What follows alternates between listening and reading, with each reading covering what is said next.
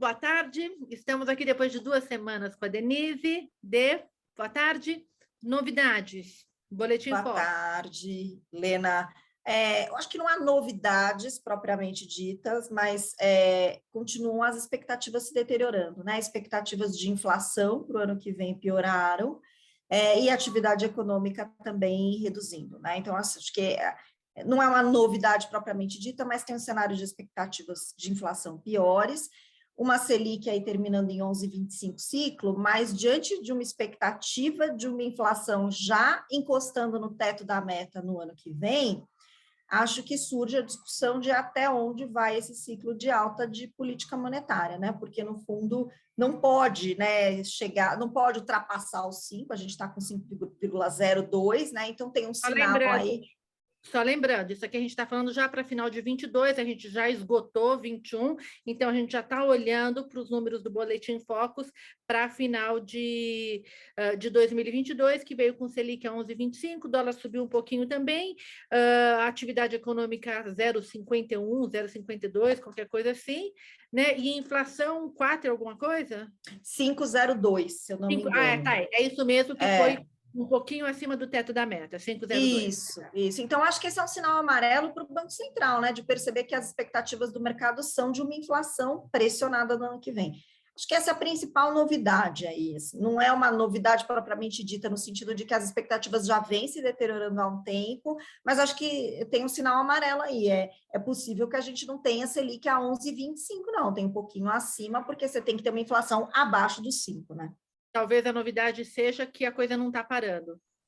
Então, acho que sim, as expectativas continuam, né, piorando. Um pouquinho maior, porque a inflação não está cedendo, a expectativa de inflação não está cedendo como era esperado. Então, Perfeito. fica a dúvida se para o ano que vem não vai precisar um pouquinho mais, que a gente já vê, desde a última reunião do Copom, a gente já estava esperando 1,5 para quarta-feira agora. Ou seja, nas últimas 6 semanas, as expectativas para a Selic não mudaram muito, talvez subiu um pouquinho lá no final de 22, mas não mudaram muito. E talvez a dúvida, me corrija se eu estiver errada, seja que, como a inflação, a gente continua aquela PIB caindo um pouquinho, inflação subindo um pouquinho, então talvez o aperto lá na frente tenha que ser mais forte. O mundo vai impactar também, porque o mundo a gente também está vendo a mesma coisa, inflação um pouquinho mais alta, discussão sobre aumento de taxa de juros, de que modo que isso impacta a gente aqui, Dê? Se a gente tiver inflação mais alta, de forma mais... Quer dizer, se os bancos centrais lá fora entenderem que é mais persistente, tendem a começar a subir juros antes. Isso não deve acontecer na Europa, os primeiros sinais na Europa ainda não são de aumento de taxa de juros, a gente está falando mais de Estados Unidos, e aí eu acho que sim, você tem no fundo Estados Unidos subindo taxa de juros antes, você tem uma pressão cambial aqui, né, porque o dólar se valoriza em relação às demais moedas, que também bate inflação domesticamente, pensando que os preços dos importados sobem e pode fazer com que o Banco Central tenha que subir juros. Tanto pelo lado do câmbio, quanto da própria questão de diferencial de taxa de juros, com uma taxa de juros subindo lá, né? Então, acho que pode sim piorar. Acho que nas últimas semanas não teve uma deterioração adicional do cenário externo, mas essa preocupação no mundo com inflação e com possibilidade de ter alta de juros antes do que os agentes esperavam, acho que permanece, Lenal. Então, tá bom. Então, tá jóia. Acho que, por enquanto, é isso. Gente, eu vou aproveitar, lembrar que quarta-feira teremos, mais uma vez, o privilégio de estar com a Denise, de uma maneira mais longa, mais detalhada. Então, a gente vai falar de 22, a partir das 6h30 da tarde. A gente vai estar no YouTube ao vivo. Para as participantes que quiserem ir presencialmente, entrem em contato conosco.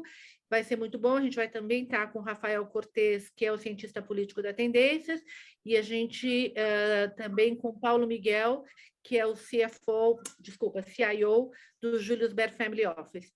Então, vai ser uma boa maneira de dar uma olhadinha rápida para 21, ver o que a gente aprendeu e como é que a gente vai tentar surfar esse ano maluco que está aparentando ser 2022. Certo? Isso aí, espero todo mundo lá. Então, tá bom. Obrigada, beijão. Tchau, tchau. Beijão, até mais. Acho que foi bom, né? A gente está ficando muito craque. Agora a gente já faz primeira.